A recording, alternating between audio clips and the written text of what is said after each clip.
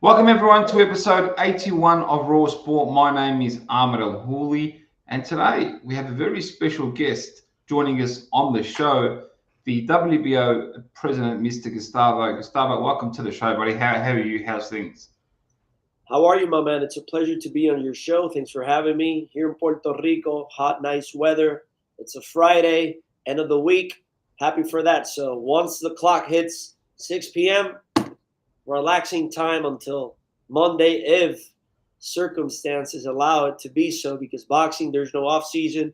So the phone is always on call 24/7, my man. Absolutely, absolutely.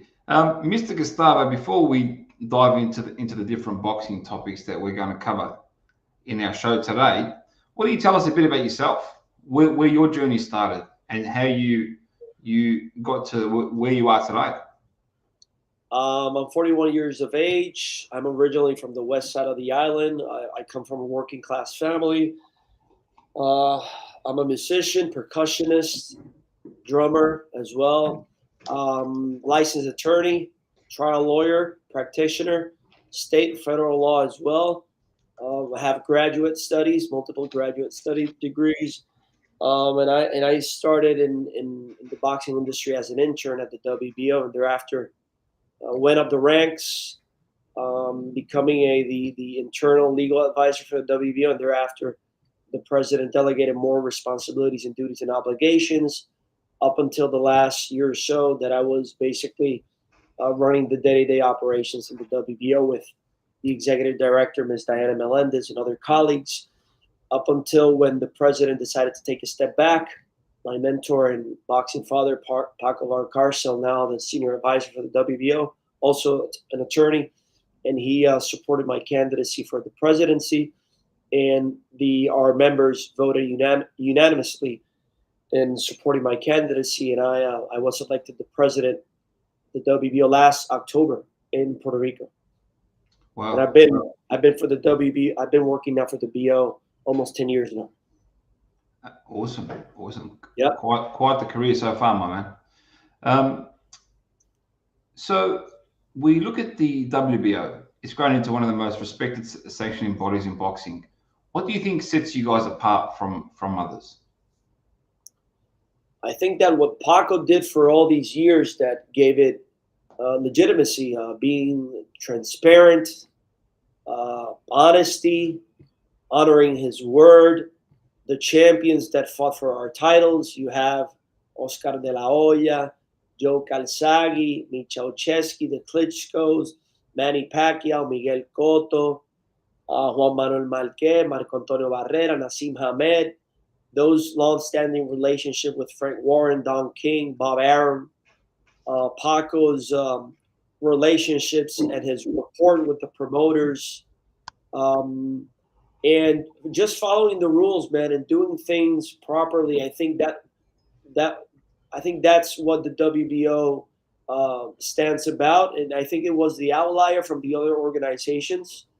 And not saying that they did things um, improper, but I'm saying that the WBO, I think, through hard work, dedication, and promoting our motto, which is democracy, and dignity and integrity. I think that stands out from the WBO and the champions who represented with um,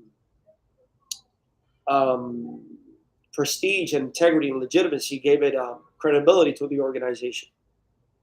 Wow, absolutely. You've had some of the greatest in our era fight for Yeah, the WBO, and you just named them. Sanctioning fees are a big part of boxing, Gustavo, and many of these champions have fought under your belt, right? And they yeah. continue to. How have you guys, other than what you've uh, sort of briefed on, all your integrity and honesty and relationship, how have you guys kept yourselves relevant? We've seen many sanctioning bodies drop off, and some have come up. Some you guys, the WBC, and I'd say, yeah, WBO, WBC, are the ones that have really stayed around up the top there and Yeah. really pushed. And I would even say you've been the most innovative too. So what is that? Is that your attitude internally to continue to develop and bring new things to the table and keep these relationships alive? That's a good question that may have multiple answers depending on the scenarios. You talk about the sanctioning fees. That is certainly a topic that's constantly raised through the media and also the fighters as to why Yeah. exactly do fighters need to be deducted the sanctioning fees? What do the sanctioning bodies do with those fees?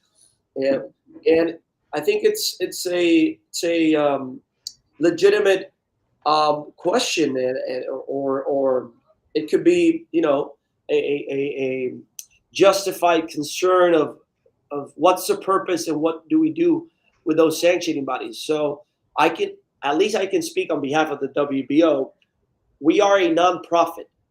That means that we're not here to enrich ourselves, rather Mhm. the opposite. We charge three fees ordinarily from the fighters' purses, which are deducted to cover primarily operational costs and disbursements for nonprofit purposes related exclusively with boxing, renovating gyms, providing medical service to some injured boxers, financial burden that may retired boxers may have. Some of these initiatives are not disclosed because Paco had a prior approach of keeping these decisions under the radar to avoid any type of protagonistic uh, uh, interpretation from the press or the media, etc. Um, we also help in scholarships for the youth in other athletic departments, not necessarily in boxing. We also um, um, use it for continued education for the officials, referees, judges, medical research, etc. And I can be here discussing multiple social impact initiatives that are constantly done by the WBO as a result of the deduction of the sanctioning fees. And well, some fighters or the media can say, "Oh well, but those fees that are being deducted should be impacting directly the fighters instead of third parties." And I may agree in that regard. Under my presidency, I'm striving to do exactly just that through different types of programs or initiatives, for example. And we're just here brainstorming. Let's say a second tier boxer who doesn't reach that level of $1 million purses, a fighter defends a minor title 3, 4 times and gets deducted in total, let's say $10,000, right? We can then, after deducting that amount or the total of those successful title defenses, we can tell the fighter, champ, I'm reimbursing you the amount deducted as a result of those fights, and we're going to put that money in an investment account or an annuity account or a trust fund for a couple of years, maybe 3, 5 years, and to generate interest. And thereafter, you can take it out and do whatever you want with that. That could be an option. Another option could be, champ, here's the money that has been deducted. We're going to use it for maybe for a social or charity of your preference donation. So yeah. Or also we can say, champ, you've successfully have defended the title on 5 or more occasions. If you have you ever bought a first property? No, I want to buy a first property. We can maybe cover the closing fees of a first property, the WBO, either through the fees or maybe the WBO voluntarily. So there could be many ideas or concepts that we could develop that could have a direct impact on the fighters, not necessarily helping out a community gym, giving out equipment, scholarship, cancer foundation, athletics, youth scholarships, etc. So different ideas, financial literacy as well. Explain to the boxers what's a check savings account, that boxers are private contractors. They don't have social security, which is a term here in America. After you retire, medical coverage, a potential pension plan, if that's viable, sustainable. So there could be many ideas that could be thoroughly developed in order to provide fighters platforms or resources that could impact them directly. So is it safe to say under your presidency we're going to see a lot more given back to fighters? That's my intention. Yep. Remember, there's been a structure under the past presidency for 30 years. Mm-hmm. Sometimes changes take a little bit more time. Of course. I'm taking, it's slowly but firmly, but certainly we're going to start announcing some, I would say, pilot programs, and we'll start first in Puerto Rico, which is where we are headed, the main office. We'll start in Puerto Rico, thereafter extend to the United States, and we'll see how it works. And maybe this year we can develop 2 or 3 programs or initiatives that could surely help those boxers directly and have a more justified reason as to why they are paying sanctioning fees. And again, this is voluntarily. Fighters fight for the WBO if they want. They can pursue fighting for the BC, the IBF, WBA, or any other sanctioning body, which are many of them around the world. So when fighters fight for our titles, that is voluntarily, Gustavo, I actually want to dive a bit deeper into this conversation because many of the professional leagues and sports around the world, they have these pension funds, I would call them, right? They pretty much pay for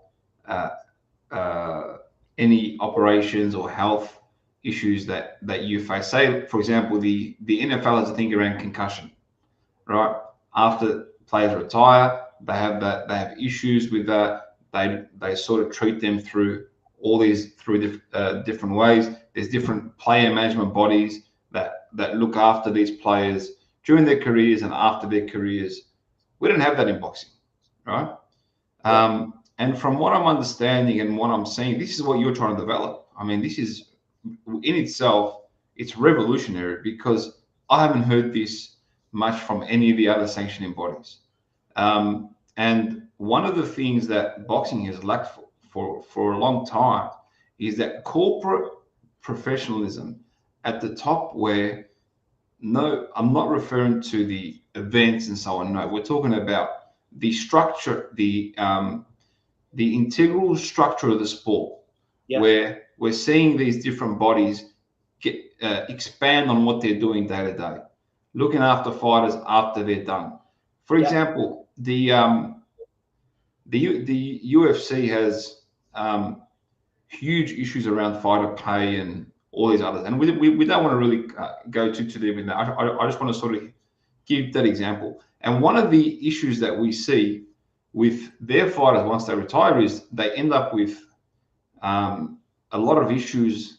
Whether it's mental, whether it's actual their health, because of all the concussion and the constant hits and so on. And there's not much given back in comparison to what's being made in the sport. And fighter pay in the UFC has been a conversation that journalists, media have come to the table to and made a lot of noise about for many, many years. Are we going to see, I mean, of course, this is just the beginning. You're pretty much a few months in, if that. Is this the path that we're heading down with the WBO? Well, I'm striving to make some changes as to what exactly do a sanctioning body does.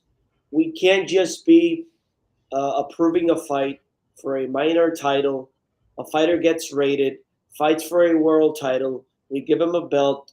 We provide him maybe some boxing equipment, renovate his gym, give him a ring after 5 successful defenses, a custom-made belt when he becomes a super champion. Those initiatives are cool, and that's fine, and that has worked. But either we evolutionize the way we are the way we operate, or we're going to become non-existent. That's at least my view.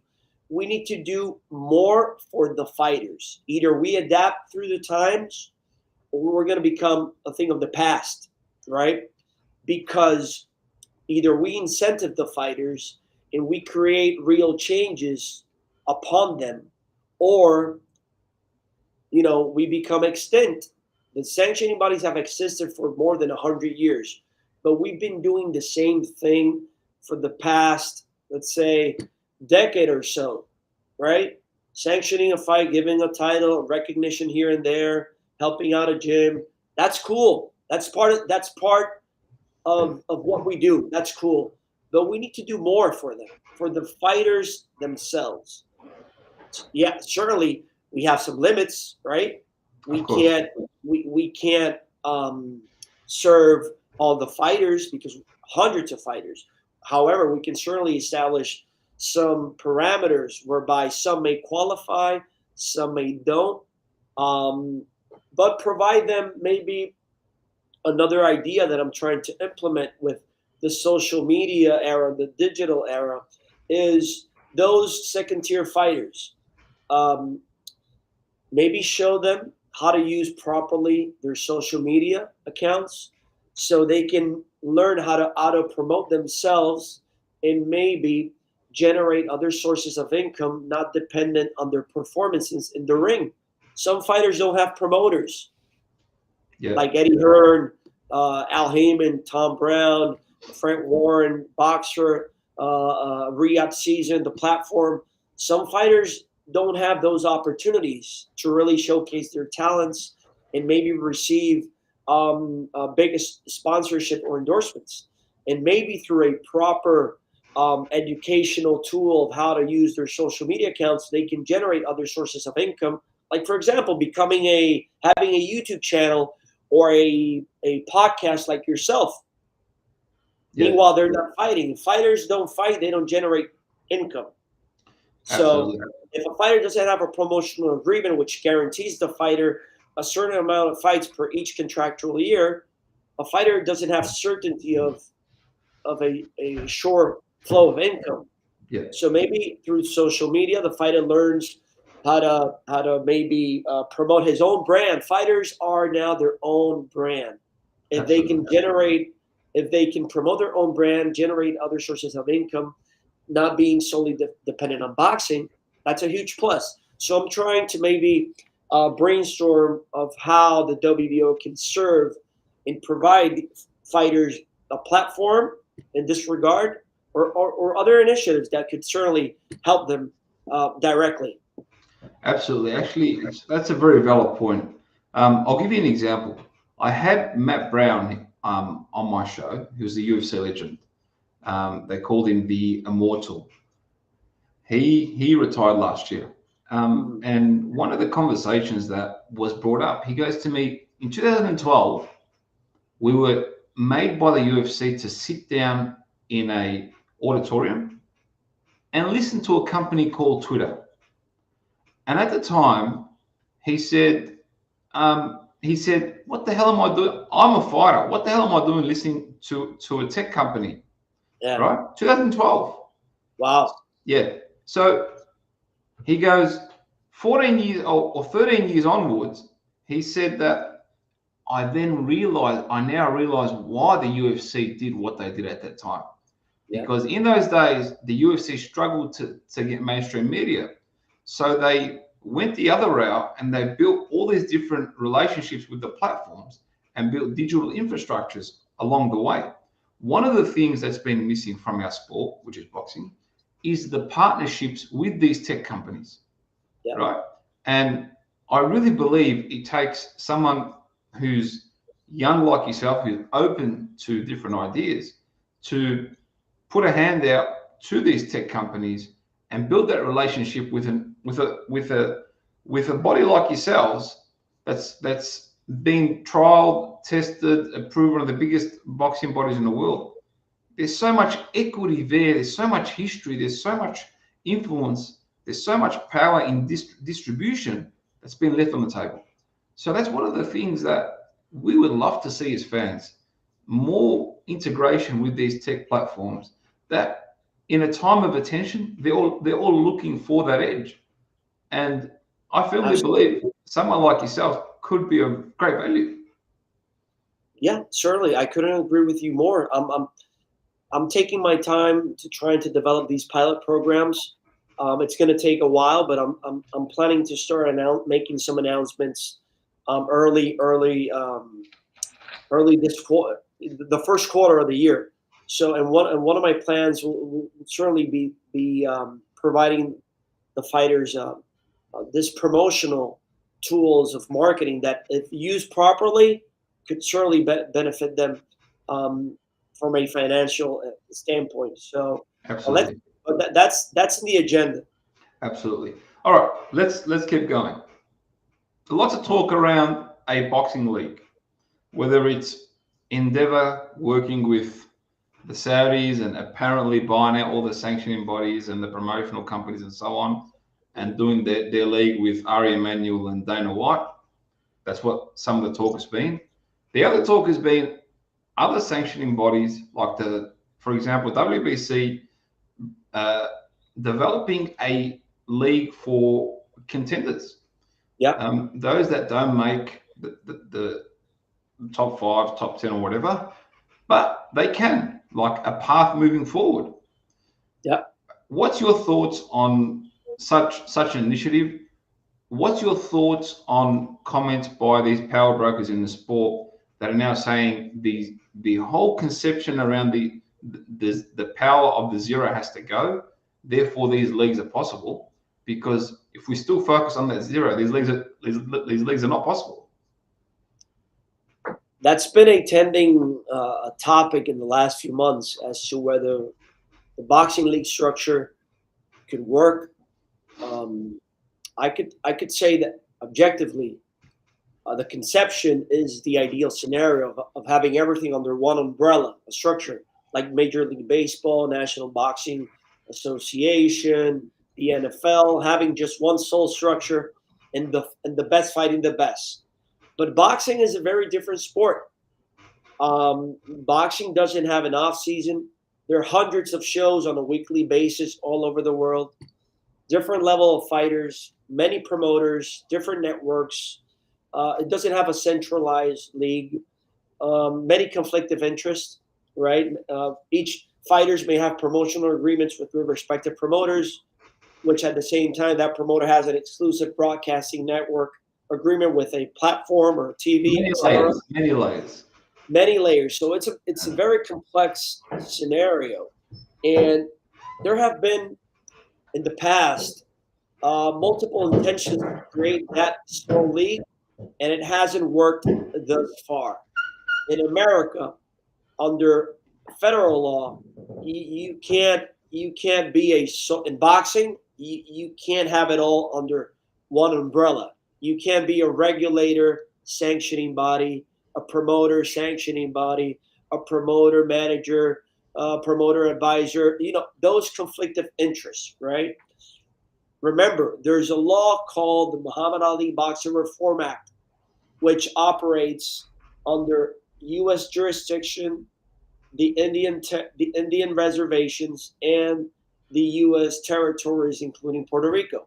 Yes. So in America, operating under the league structure is not permissible. However, that doesn't mean that the league could could not work overseas, right? Internationally, in Riyadh, which is becoming the new destination for world boxing. Also, you have to consider supply and demand. You have hundreds of fighters, those big level fighters, elite like Crawford, Inoue, Canelo, Amanda, Usyk, Joshua Dubois. Those fighters are fighting maybe twice a year, having one title to be defended only twice a year, with the demand of fighters seeking an opportunity. So multiple titles could certainly provide multiple opportunities to other fighters. You see? So Absolutely. I can surely say that theoretically the concept is Mhm. ideal, but Mhm. not practical, Okay. right? So we shall see if that comes to a fruition. Some people may participate on the league, others may not. The sanctioning bodies could surely be involved in some capacity. Maybe so, maybe not. But I think we will survive, and I think that if we strive to make some changes that would incentivize boxers pursuing to fight for the WBO, that would make us the outliers within the other sanctioning bodies. If I can incentivize fighters that they would say, well, why would I fight for another sanctioning body if the WBO is offering me these opportunities? You know, Yeah, absolutely. that's what I think needs to be done, from our side, my perspective. Create those opportunities whereby the fighters would say, "I'm fighting for the WBO." Absolutely. But to your question, in the league, let's see, man. Interesting times. Let's see what happens. The league concept has been tried in recent times through the World Boxing Super Series. You remember? Yeah. Some fighters participated, others don't. Inoue participated, 118. The cruiserweights, Usyk. Let me see what the bantamweights, the super middle, the Welter. cruiserweights. Yeah, and remember, some weight divisions have depth of fighters Yeah. that could certainly, um, do not need to participate in the league to showcase their profiles. Whereas you have other weight categories like cruiserweight right now, or categories like the middleweight, which you don't have those high profile fighters that people know. If I ask you right now, tell me the four champions in the cruiserweight division. Most probably you remember Jayo Petaya, Drive Pataya, our right? Sundar our Ramirez, and local champion, and Ramirez from Golden. Ramirez, and I don't know who's the WBC cruiserweight champion. I don't Me recall his. too. Me too. Yeah, But absolutely. if I ask you who's the who are the four champions in, for example, in light heavy, it's better be the undisputed, right? Or used to be better be Absolutely. the Vivo. It depends. So it remains to be seen what happens with the league structure. What's your thoughts on this influx of money coming into the sport? We've seen it happen before. It's back again. Boxing is one of those sports. It attracts everyone. It attracts all sorts of life and all Yeah. parts of life. What's your thoughts on what we're seeing now that's coming to the sport? And of course, you're a sanctioning body. I totally get it. But I'm sure you have thoughts, personal thoughts that you've seen historically from a context of a sanctioning body. Uh-huh. Share them with us without. Trying to be objective. That's what you're telling me. Okay, so I think that when fighters are getting paid unprecedented money, I think it's good because it's. I think that could be the bar of determining the answer to the question as to, are we better today than yesterday? I would say 100%, because that will be the criteria as to if of how healthy is the sport. I would determine that if the fighters are getting paid handsomely, amen for them, because they are the protagonists of the show. If we don't have fighters, we don't have a sport. Now the question is, would that create like a bubble in the market that would eventually explode? It shall remain to be seen. I remember that when Eddie Hearn came to America with the Zone, there were reports that he was overpaying fighters to get them under his stable, and then he signed some fighters. Then he released some fighters, and then there was a similar dynamics of economics that the market had to, what will be the correct wording, Adjust to. adjust to. Yeah. So right now there's an influx of money being poured by the Saudis. Amen for the fighters, because they're risking their lives, and it's inherently dangerous. One punch could turn out their lights, and if they're being paid handsomely, amen to them. And also the other stakeholders benefit as well, the promoters, the sanctioning bodies. So I think it's good for the sport as to the fighters being paid those purses. And again, those are private negotiations between the fighters, the promoters, the sponsorships. So those are areas that I have no involvement with. You know. Absolutely. Even before then, we've seen Premier Boxing champions as well that also came through and spent a ton of money. But it's been a thing of sustainability. All right. We before we wrap things up, I just want to get your thoughts on the world of streaming and how it's impacted the sport. Do you think it's negative or positive? No, I think it's positive, 100%, man. Now you can watch boxing fight from any part of the world at any moment. You can, if you don't, if you, for example, Inoue fought I believe last week or the week before. Last week in Japan, yeah. I couldn't see the fight early morning. Excuse me. So once I got up, I went to the platform and I rewatched the event. Wow. So that's a basic example of how positive, in my view, has become the streaming networks for boxing. You can watch it at any time, rewatch it. You can have other shoulder programming like podcast, the concept of the 24/7, which HBO did in the past, of Video on demand, yeah. the storytelling of a fight. Yeah. It's called, I think Top Rank calls it Camp Life in their shoulder programming as to the promotion of a fight. You can watch also their library. Like I'm talking, for example, ESPN Plus. Yeah. So I think it's a plus, man. It's the more exposure the fighters have, the better for the sport. More eyeballs, new demographics, new reach. Absolutely.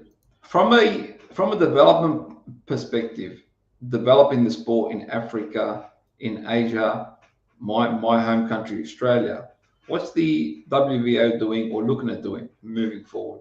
Anything that you can tell us that's not obviously private? Okay, right now our presence is very solid in Australia. I think the WBO and the IBF from the four sanctioning bodies are very solid in Australia through Angelo Di Carlo, my friend, which I extend my regards. Also, Matt and George Rose through their No Limit Promotions. They've done an excellent job promoting their brand. And Tim Zhu, which was one of I think it's Australia's biggest star thus far. I think he has a bigger profile than Kambosos, which also is a terrific fighter and a warrior. Yep. Excuse me. No, you're right. We have representative in Australia, Danny Lee, who is our representative in Australia as well. We can certainly start to do more as to our community and social outreach in Australia. Remember, it's a little bit hard because of the distances, the time change, but we're certainly proposing some ideas. And how about Africa? Africa is a big market that's untapped. Even the UFC is really interested in Africa. They're trying to do a PSI and all so on. What's boxing doing in Africa? What's the WBO doing in Africa? Yeah, we have a strong presence in Africa. I think it could be better. It's a matter of working with the right people. There's a regulation problem in Africa. Okay. As to the rules, the oversight, how the commissions work, the government's involvement, the promoters, the lack of resources for the fighters. In many occasions, we receive requests for regional titles, and some fighters may not qualify, and not necessarily because they don't have the talent or the skills, rather is their level of opposition, right? Because maybe they don't have the resources for a proper development, and therefore when you have two fighters fighting for an African title, the quality is not at the same level as in other jurisdictions because of the lack of resources. And that's understandable. When you have so much boxing in the UK, in America, in Japan, in Europe, well, you have at the same time more resources, opportunities, more activity, level of competition. well, the product is better.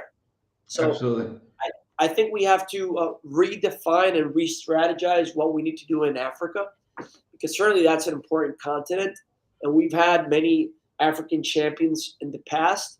But that's another thing that I have in mind to visit Africa, maybe this year or next year. I have many plans, but I have to. I'm structuring themselves to do it, with coordination and do it properly. I'll just bang on about that a bit more. The Premier League is probably the biggest football league in the world in terms of the English Premier League.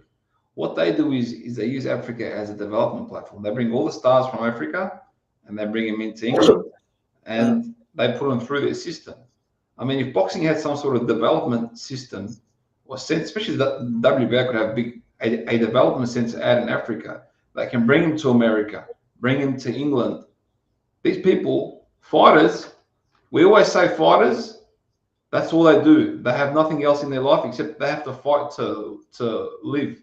Bringing that product into the Western market, these guys literally are fighting to live. Would be, I think, it could be a very interesting experiment. That's just me being a bit selfish and putting my ideas out there. No, no, I agree. The thing is that, remember, we're not promoters. Absolutely. As to the development of a fighter, that's Yeah. a responsibility that lies exclusively with the promoter, Yeah. the local commission through their amateur program, which then they would transition to the professional realm.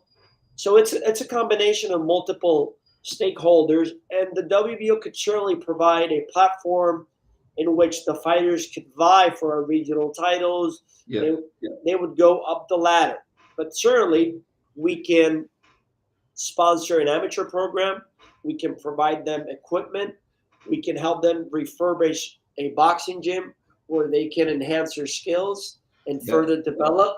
So it's slowly but firmly. It takes time. One last one from me is: Sure. are we going to see anything from the WBO in the realms of more content and streaming?